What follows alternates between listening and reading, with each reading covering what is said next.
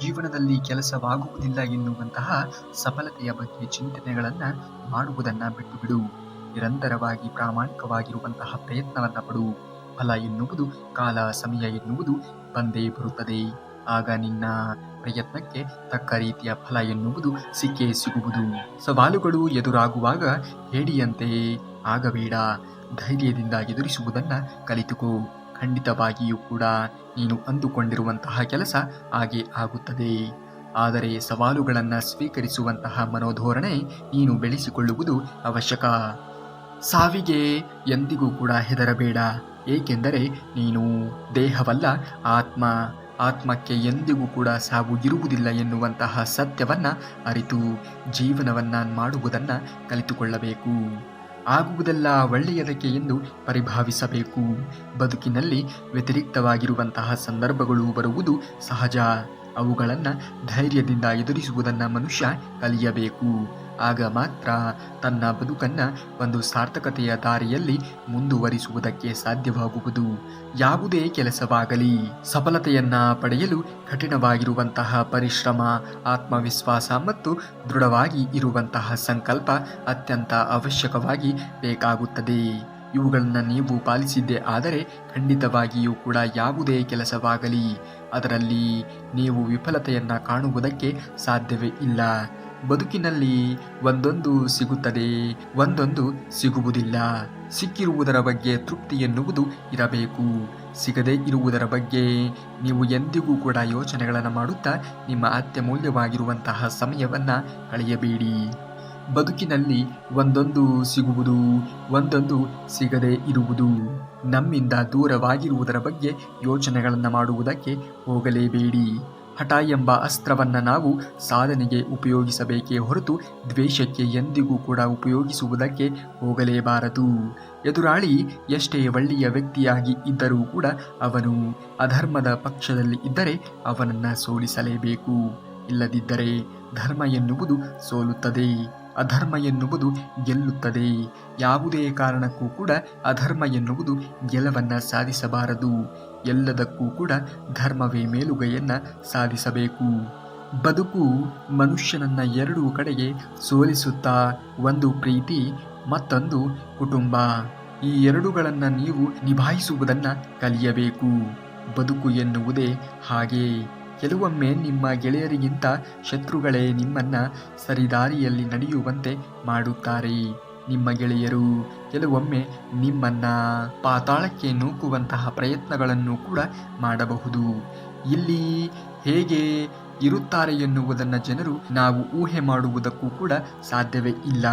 ಅವರವರ ಸ್ವಾರ್ಥಕ್ಕೆ, ಅವರವರ ಇಚ್ಛೆಗೆ ಅನುಗುಣವಾಗಿ ತಮ್ಮ ಒಂದು ದುರ್ಬುದ್ಧಿಯನ್ನು ತೋರಿಸುತ್ತಾರೆ. ಕೇವಲ ಅವರ ಏಳಿಗೆಯನ್ನು ಮಾತ್ರ ಬಯಸುತ್ತಾರೆ. ಅದನ್ನು ಹೊರತುಪಡಿಸಿ ಯಾವುದೇ ಕಾರಣಕ್ಕೂ ಕೂಡ ಸರ್ವತೋಮುಖವಾಗಿರುವಂತಹ ಅಭಿವೃದ್ಧಿಯ ಬಗ್ಗೆ ಯೋಚನೆಗಳನ್ನು ಮಾಡುವುದಕ್ಕೆ ಹೋಗುವುದೇ ಇಲ್ಲ. ನೀವು ಧೈರ್ಯಶಾಲಿಗಳನ್ನು ನೋಡಲು ಬಯಸಿದರೆ ಕ್ಷಮಿಸುವವರನ್ನು ನೋಡಿ.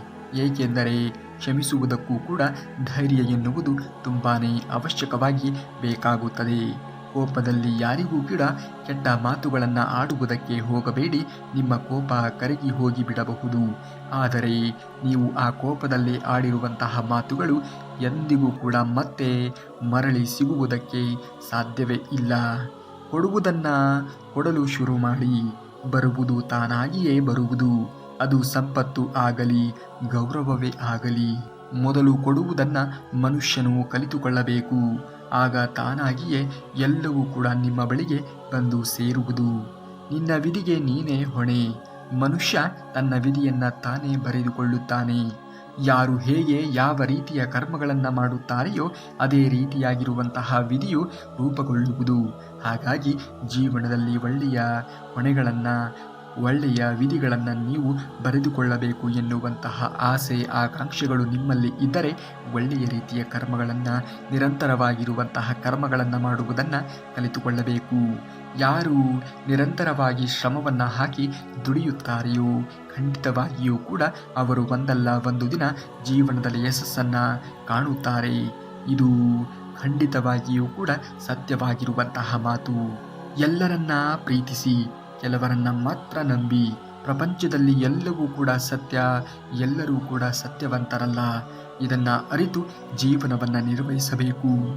ಅಧರ್ಮದಿಂದ ಶತ್ರು ಹಲವು ಬಾರಿ ಗೆಲ್ಲಬಹುದು, ಆದರೆ ಕರ್ಮ ಎದುರಾಗುವ ವೇಳೆಗೆ ಧರ್ಮ ಅವನನ್ನ ಸುಡುವುದಕ್ಕೆ ಪ್ರಾರಂಭಿಸುತ್ತದೆ.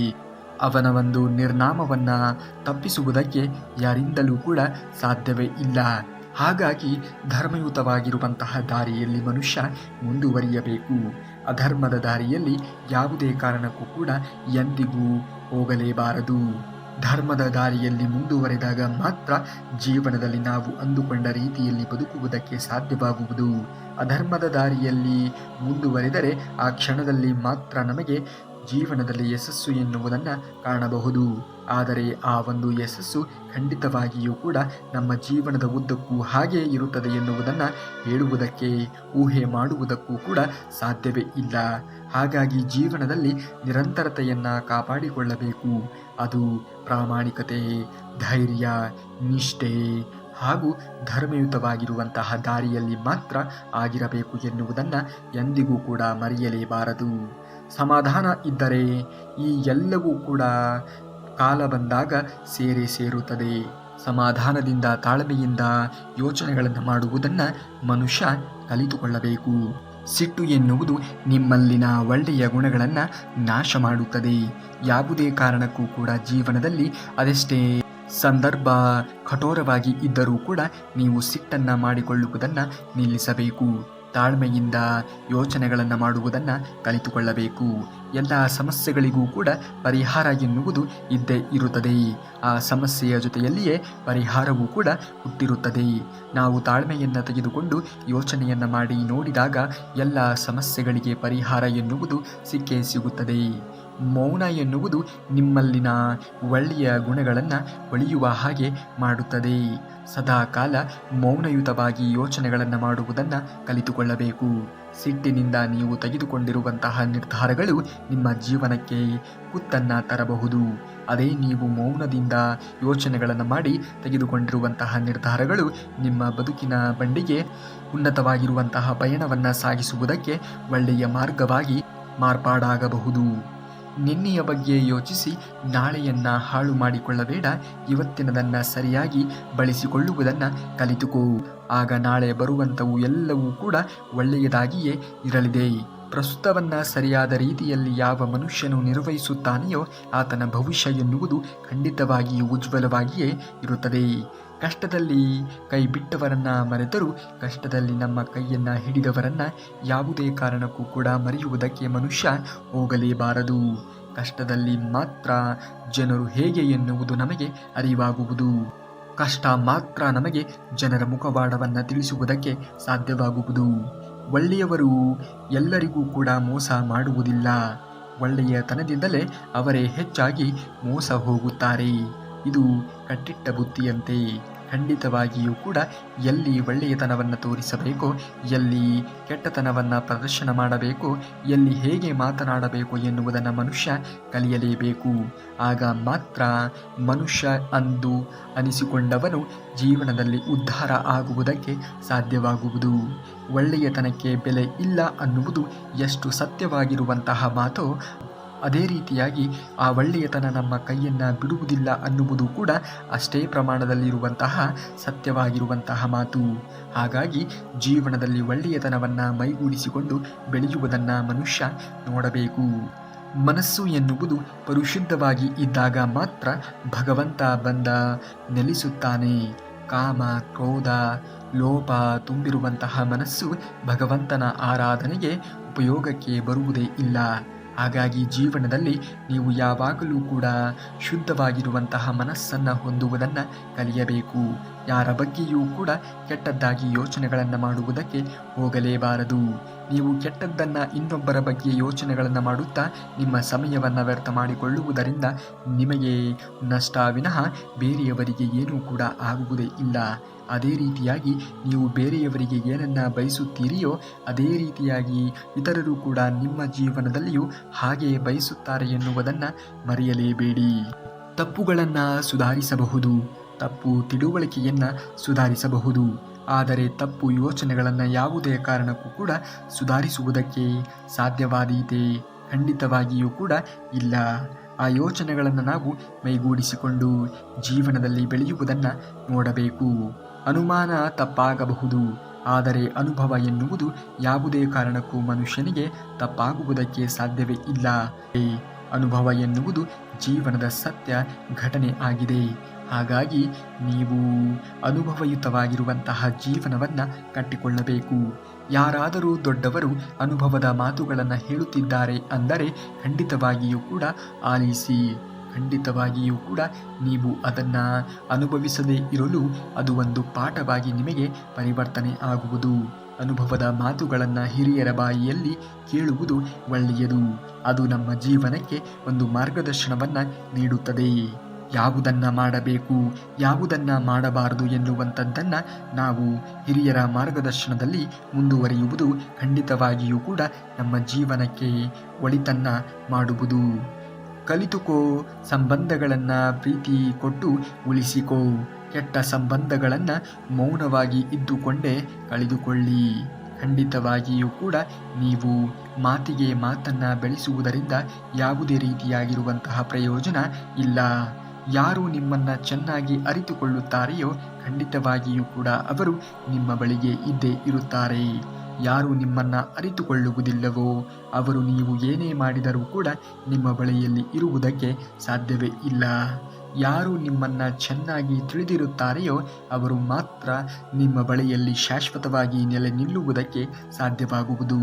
ಅಂಥವರಿಗೆ ನಿಮ್ಮ ಪ್ರೀತಿಯನ್ನು ಧಾರೆ ಎರೆಯಿರಿ. ಒಬ್ಬರು ಸುಮ್ಮನೆ ಇದ್ದಾರೆ ಅಂದ ಮಾತ್ರಕ್ಕೆ ಏನೂ ಕೂಡ ಸಾಧ್ಯವಿಲ್ಲ ಎಂದು ಯೋಚನೆಯನ್ನು ಮಾಡುವುದಕ್ಕೆ ಹೋಗಬೇಡಿ. ಏಕೆಂದರೆ ಶಾಂತವಾಗಿ ಇರುವಂತಹ ಸಮುದ್ರದಲ್ಲಿಯೇ ಸುನಾಮಿಗಳು ಏಳುವುದು. ಹಾಗಾಗಿ ಶಾಂತವಾಗಿರುವಂತಹ ಸಮುದ್ರದಲ್ಲಿ ನೀವು ಸುನಾಮಿಯನ್ನು ಏರಿಸುತ್ತೀರೋ ಅಥವಾ ಶಾಂತವಾಗಿರುವಂತಹ ಮನಸ್ಸಿನಲ್ಲಿ ಒಳ್ಳೆಯ ಅಂಶಗಳನ್ನು ತುಂಬಿಕೊಂಡು ಒಳ್ಳೆಯ ರೀತಿಯ ಜೀವನ ಶೈಲಿಯನ್ನು ಕಾಣುತ್ತೀರೋ ನಿಮಗೆ ಬಿಟ್ಟಿದ್ದು. ಒಂಟಿಯಾಗಿ ಇದ್ದರೂ ಕೂಡ ಪರವಾಗಿಲ್ಲ, ಆದರೆ ಯಾರನ್ನೂ ಕೂಡ ಅತಿಯಾಗಿ ಪ್ರೀತಿಸುವುದಕ್ಕೆ ಹೋಗಬೇಡಿ. ಸ್ವಾರ್ಥದ ಜಗತ್ತಿಗೆ ಯಾವ ಸಂಬಂಧಕ್ಕೂ ಕೂಡ ಬೆಲೆ ಎನ್ನುವುದು ಇರುವುದೇ ಇಲ್ಲ. ಹಾಗಾಗಿ ಯಾರಿಗೆ ಹೇಗೆ ಪ್ರೀತಿ ಮಾಡಬೇಕು, ಯಾರಿಗೆ ಯಾವಾಗ ಹೇಗೆ ನಾವು ಅನುಕರಣೆಯನ್ನು ಮಾಡಬೇಕು, ಯಾರನ್ನು ಹೇಗೆ ನಮ್ಮ ಜೀವನದಲ್ಲಿ ಉಳಿಸಿಕೊಳ್ಳಬೇಕು ಎನ್ನುವುದರ ಬಗ್ಗೆ ನೀವು ಚಿಂತನೆಗಳನ್ನು ಮಾಡಬೇಕು. ಒಳ್ಳೆಯ ವ್ಯಕ್ತಿ ಇದ್ದಾಗ ಆ ಒಳ್ಳೆಯ ವ್ಯಕ್ತಿಗೆ ಯಾವ ಅಂಶಗಳನ್ನು ನಮ್ಮಿಂದ ಕೊಡುವುದಕ್ಕೆ ಸಾಧ್ಯವೋ ಅದರ ಬಗ್ಗೆ ಮಾತ್ರ ಯೋಚನೆಗಳನ್ನು ಮಾಡಬೇಕು. ಮೋಸ ಹೋದ ಮೇಲೆ, ದುಃಖ ಸಿಕ್ಕ ಮೇಲೆ ತಪ್ಪು ಹಾದಿಯನ್ನು ಯಾರೂ ಕೂಡ ಹಿಡಿಯುವುದಿಲ್ಲ. ಮತ್ತು ಪ್ರಾಮಾಣಿಕವಾಗಿ ನಮ್ಮ ಕೆಲಸವನ್ನು ಯಾರು ಜೀವನದಲ್ಲಿ ಅಳವಡಿಸಿಕೊಂಡು ಮಾಡುತ್ತಾ ಬರುತ್ತಾರೆಯೋ ಅಂಥವರು ದೇವರಿಗೆ ಪ್ರಿಯ ವ್ಯಕ್ತಿ ಆಗುತ್ತಾರೆ. ಕೊನೆಗೆ ಇಂತಹ ವ್ಯಕ್ತಿಗೆ ಗೆಲುವು ಎನ್ನುವುದು ತಾನಾಗಿಯೇ ಒಲಿದು ಬರುವುದು. ಹಾಗಾಗಿ ಯಾರೋ ನಮಗೆ ಮೋಸವನ್ನು ಮಾಡಿದ್ದಾರೆ, ದ್ರೋಹವನ್ನು ಬಗೆದಿದ್ದಾರೆ, ಯಾರೋ ನಮಗೆ ಏನೂ ಕೂಡ ಬೆಳವಣಿಗೆ ಆಗುವುದಕ್ಕೆ ಸಾಧ್ಯವೇ ಇಲ್ಲ ಎನ್ನುವ ರೀತಿಯಲ್ಲಿ ಮಾಡಿ ಹೋಗಿದ್ದಾರೆ ಎಂದು ಚಿಂತನೆಗಳಿಗೆ ಒಳಗಾಗಬೇಡಿ. ಖಂಡಿತವಾಗಿಯೂ ಕೂಡ ನಿಮಗೆ ಒಳ್ಳೆಯ ಸಮಯ ಎನ್ನುವುದು ಬಂದೇ ಬರುತ್ತದೆ. ಮಾಡುವಂತಹ ಕೆಲಸದಲ್ಲಿ ನಿಷ್ಠೆ ಇರಲಿ, ಪ್ರಾಮಾಣಿಕತೆ ಇರಲಿ, ನಿರಂತರತೆ ಎನ್ನುವುದು ಇರಲಿ. ಖಂಡಿತವಾಗಿಯೂ ಕೂಡ ನಿಮ್ಮ ಗುರಿಯನ್ನು ನೀವು ತಲುಪುತ್ತೀರಾ. ಯಾರು ನಿಮಗೆ ತೊರೆದು ಹೋದರೋ ಅವರಿಗೆ ಒಂದು ಒಳ್ಳೆಯ ಸಂದೇಶವನ್ನು ಕೊಡಬೇಕು ಅನ್ನುವುದೇ ಆದರೆ ನಿರಂತರವಾಗಿರುವಂತಹ ಚಟುವಟಿಕೆಗಳಲ್ಲಿ ನೀವು ಭಾಗಿಯಾಗಲೇಬೇಕು. ಆ ಚಟುವಟಿಕೆ ಎನ್ನುವುದು ಕೇವಲ ನಿಮ್ಮ ಏಳಿಗೆಯನ್ನು ಮಾತ್ರ ಕುರಿತು ಇರಬೇಕು, ನಿಮ್ಮ ಬೆಳವಣಿಗೆಯನ್ನು ಕುರಿತು ಇರಬೇಕು. ಅಂತಹ ಚಟುವಟಿಕೆಗಳಲ್ಲಿ ನೀವು ಮುಂದುವರಿಯಬೇಕು. ಪ್ರಶಂಸೆಗೆ ಕರಗಿ ಹೋಗಬೇಡಿ, ಕೋಪದಲ್ಲಿ ಸುಡಬೇಡಿ, ಆಲೋಚನೆಗಳಿಗೆ ಹೆದರಬೇಡಿ, ಮಾತುಗಳಿಗೆ ಜಾರಬೇಡಿ. ಇವುಗಳನ್ನು ಜೀವನದಲ್ಲಿ ಅಳವಡಿಸಿಕೊಳ್ಳಿ. ಖಂಡಿತವಾಗಿಯೂ ಕೂಡ ನಿಮ್ಮ ಜೀವನ ಎನ್ನುವುದು ಒಂದು ಪರಿಪಕ್ವತೆಯನ್ನು ಕಾಣುವುದಕ್ಕೆ ಸಾಧ್ಯವಾದೀತು. ನಿಮ್ಮ ಸ್ವಾಭಿಮಾನದ ವಿಷಯಕ್ಕೆ ಬಂದಾಗ ಯಾರಾದರೇನು, ತಿರುಗೇಟನ್ನ ಕೊಡಲೇಬೇಕು. ಸ್ವಾಭಿಮಾನವನ್ನ ಕಳೆದುಕೊಂಡು ಜೀವನದಲ್ಲಿ ಸಾಧಿಸುವುದು ಏನೂ ಕೂಡ ಇಲ್ಲ. ಪ್ರತಿಯೊಬ್ಬ ಮನುಷ್ಯನಿಗೆ ಸ್ವಾಭಿಮಾನ ಎನ್ನುವುದು ತುಂಬಾನೇ ಅವಶ್ಯಕವಾಗಿ ಬೇಕಾಗಿರುವಂಥದ್ದು. ಒಳ್ಳೆಯ ದಿನಗಳಿಗಾಗಿ ಕಾಯುತ್ತಾ ಕೂರಬೇಡ, ಒಳ್ಳೆಯ ಕೆಲಸಗಳನ್ನು ಮಾಡುತ್ತಾ ಹೋಗು. ಖಂಡಿತವಾಗಿಯೂ ಕೂಡ ಒಳ್ಳೆಯ ದಿನ ಎನ್ನುವುದು ನಿಮ್ಮ ಜೀವನದಲ್ಲಿ ಬಂದೇ ಬರುತ್ತದೆ. ಈ ನಿನ್ನ ಕೆಟ್ಟ ಪರಿಸ್ಥಿತಿ ಖಂಡಿತವಾಗಿಯೂ ಕೂಡ ಮುಗಿದು ಹೋಗುತ್ತದೆ. ಕಾಯುವಂತಹ ತಾಳ್ಮೆ ನಿನ್ನಲ್ಲಿ ಬೆಳೆಸಿಕೋ. ಖಂಡಿತ ಕೆಟ್ಟದ್ದಾದ ಮೇಲೆ ಒಳ್ಳೆಯ ಕ್ಷಣಗಳು ಬರಲೇಬೇಕು. ಹೇಗೆ ಬೆಳಕು ಬಂದ ಮೇಲೆ ಕತ್ತಲು ಎನ್ನುವುದು ಆವರಿಸುತ್ತದೆಯೋ, ಕತ್ತಲು ಹೋದ ಮೇಲೆ ಬೆಳಕು ಎನ್ನುವುದು ಬರುತ್ತದೆಯೋ, ಅದೇ ರೀತಿಯಾಗಿ ಕೆಟ್ಟದ್ದು ಆಗುತ್ತಿದೆ ಎಂದ ಮಾತ್ರಕ್ಕೆ ನಿಮ್ಮ ಜೀವನದಲ್ಲಿ ಹಾಗೆ ಕೆಟ್ಟದ್ದಾಗಿಯೇ ಇರುತ್ತದೆ ಎನ್ನುವುದನ್ನು ಹೇಳುವುದಕ್ಕೆ ಸಾಧ್ಯವಿಲ್ಲ. ಕೆಟ್ಟದ್ದು ಬಂದು ಹೋದ ಮೇಲೆ ಒಳ್ಳೆಯ ಘಳಿಗೆ, ಒಳ್ಳೆಯ ಸಮಯ, ಒಳ್ಳೆಯ ದಿನಮಾನಗಳು ಖಂಡಿತವಾಗಿಯೂ ಕೂಡ ಬರುತ್ತದೆ. ಆದರೆ ಕಾಯುವಂತಹ ತಾಳ್ಮೆ ನಮ್ಮಲ್ಲಿ ನಾವು ರೂಢಿಸಿಕೊಳ್ಳಬೇಕು. ದೇವರನ್ನ ನಂಬಿ ಜೀವನವನ್ನ ಮಾಡಿ. ಇಂದಿನ ಕಾಲಮಾನದಲ್ಲಿ ಮನುಷ್ಯರನ್ನ ಯಾವುದೇ ಕಾರಣಕ್ಕೂ ಕೂಡ ನಂಬುವುದಕ್ಕೆ ಹೋಗಲೇಬೇಡಿ. ಏಕೆಂದರೆ ಮನುಷ್ಯನಿಗೆ ಇಂದಿನ ಕಾಲದಲ್ಲಿ ನಿಯತ್ತು ಎನ್ನುವುದು ಇಲ್ಲದಂತೆ ಆಗಿದ್ದಾರೆ. ಎಲ್ಲರೂ ಕೂಡ ಸ್ವಾರ್ಥಿಗಳೇ ಆಗಿದ್ದಾರೆ. ಆದರೆ ದೇವರನ್ನ ನಂಬಿದರೆ ಕಷ್ಟ ಕಾಲದಲ್ಲಿ ನಮ್ಮನ್ನ ಯಾವತ್ತಿಗೂ ಕೂಡ ದೇವರು ಕೈ ಬಿಡುವುದಿಲ್ಲ. ಹಾಗಾಗಿ ದೇವರನ್ನ ನಂಬಿ ಜೀವನವನ್ನು ನಿರ್ವಹಿಸುವುದನ್ನು ಮನುಷ್ಯ ಕಲಿಯಬೇಕು. ನಿಮ್ಮ ಎಂತಹ ಕಷ್ಟದ ಸಮಯಗಳು ಇದ್ದರೂ ಕೂಡ ಶ್ರೀಕೃಷ್ಣ ಪರಮಾತ್ಮನನ್ನ ನಂಬಿ.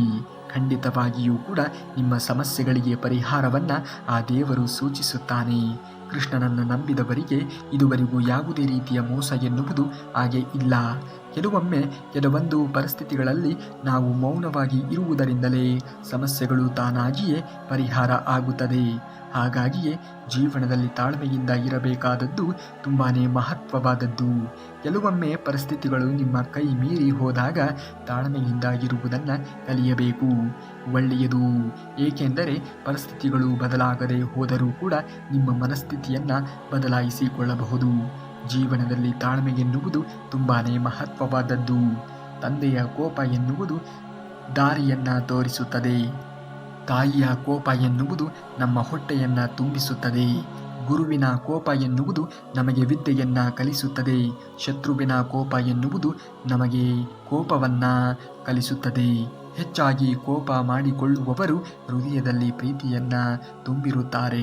ಆ ಪ್ರೀತಿಯನ್ನು ನಾವು ಅರಿತುಕೊಳ್ಳುವಂಥವರಾಗಬೇಕು. ಸಂತೋಷ ಎನ್ನುವುದು ನಮ್ಮದೇ ಆಗಿರುವಂತಹ ಮನಸ್ಥಿತಿ. ಅದು ಹೊರಗಿನ ಪ್ರಪಂಚದೊಂದಿಗೆ ಯಾವುದೇ ರೀತಿಯಾಗಿರುವಂತಹ ನಿಕಟವಾಗಿರುವಂತಹ ಸಂಬಂಧವನ್ನು ಹೊಂದಿರುವುದಿಲ್ಲ. ನೋವಿನಲ್ಲಿ ಇದ್ದೇನೆ ಎಂದು ಏಕೆ ಅಳುತ್ತೀಯಾ? ನನಗೆ ಬದುಕಿನಲ್ಲಿ ಯಾರೂ ಇಲ್ಲ ಎಂದು ಒಂಟಿಯಾದೆ ಎಂದು ಕೊರಗುತ್ತೀಯಾ? ತಾಳ್ಮೆಯಿಂದ ಇರು.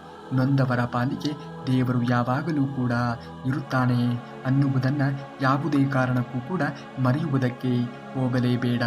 ಒಳ್ಳೆಯ ಸಮಯ ಎನ್ನುವುದು, ಒಳ್ಳೆಯ ಕಾಲಮಾನ ಎನ್ನುವುದು, ಒಳ್ಳೆಯ ಘಳಿಗೆ ಎನ್ನುವುದು ನಿನ್ನ ಜೀವನದಲ್ಲಿಯೂ ಕೂಡ ಬಂದೇ ಬರುತ್ತದೆ. ಖಂಡಿತವಾಗಿಯೂ ಕೂಡ ಬರುತ್ತದೆ. ಕೃಷ್ಣ ಪರಮಾತ್ಮನನ್ನು ನಂಬಿ ಆಗುವುದೆಲ್ಲ ಒಳ್ಳೆಯದಕ್ಕೆ ಎಂದು ಪರಿಭಾವಿಸಿ ಪ್ರತಿಯೊಂದು ಘಳಿಗೆಯನ್ನು ಕೂಡ ಸಂತೋಷದಿಂದ ಸ್ವೀಕರಿಸುವುದನ್ನು ಕಲಿತುಕೊಳ್ಳಿ. ಏಕೆಂದರೆ ಕೆಟ್ಟದ್ದನ್ನು ಕೊಡುವುದಕ್ಕೆ ಗೊತ್ತಿರುವಂತಹ ದೇವರಿಗೆ ಒಳ್ಳೆಯದನ್ನು ಕರುಣಿಸುವುದನ್ನು ಕೂಡ ಗೊತ್ತಿರುತ್ತದೆ. ಕೆಟ್ಟದ್ದನ್ನು ಹೇಗೆ ಸ್ವೀಕರಿಸುತ್ತೀರಿಯೋ ಅದರ ಮೇಲೆಯೇ ಮುಂದೆ ಒಳ್ಳೆಯ ಜೀವನ ಎನ್ನುವುದು ನಿಮ್ಮಲ್ಲಿ ನಿರ್ಧರಿತವಾಗುವುದು. ಹಾಗಾಗಿ ಒಳ್ಳೆಯದನ್ನು ಬಯಸಬೇಕು.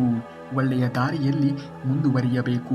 ಒಳ್ಳೆಯ ಆಲೋಚನಾ ಶೈಲಿಗಳನ್ನು ನೀವು ರೂಢಿಸಿಕೊಳ್ಳಬೇಕು. ಅಂದಾಗ ಮಾತ್ರ ಜೀವನದಲ್ಲಿ ನೀವು ಮುಂದುವರುವುದಕ್ಕೆ ಸಾಧ್ಯವಾಗುವುದು. ನಿಮಗೆಲ್ಲರಿಗೂ ಕೂಡ ಶ್ರೀಕೃಷ್ಣ ಪರಮಾತ್ಮನ ವಚನಾಮೃತವನ್ನು ಕೇಳಿದ್ದಕ್ಕೆ ಧನ್ಯವಾದಗಳನ್ನು ತಿಳಿಸುತ್ತಾ, ನೀವು ಕೃಷ್ಣ ಪರಮಾತ್ಮನ ವಚನಾಮೃತಗಳು ನಿಮಗೆ ಇಷ್ಟವಾಗಿದ್ದರೆ ಒಂದೇ ಒಂದು ನಮ್ಮ ಪ್ರಯತ್ನಕ್ಕೆ ಲೈಕನ್ನು ಮಾಡುವುದರ ಮೂಲಕ ನಮ್ಮನ್ನು ಹುರಿದುಂಬಿಸಿ ಎಂದು ಕೇಳಿಕೊಳ್ಳುತ್ತಾ, ನಾಳೆಯ ಶ್ರೀಕೃಷ್ಣ ಪರಮಾತ್ಮನ ವಚನಾಮೃತದೊಂದಿಗೆ ಭೇಟಿ ಆಗುವವರೆಗೂ ಧನ್ಯವಾದ. ಕರುನಾಡಿಗೆ.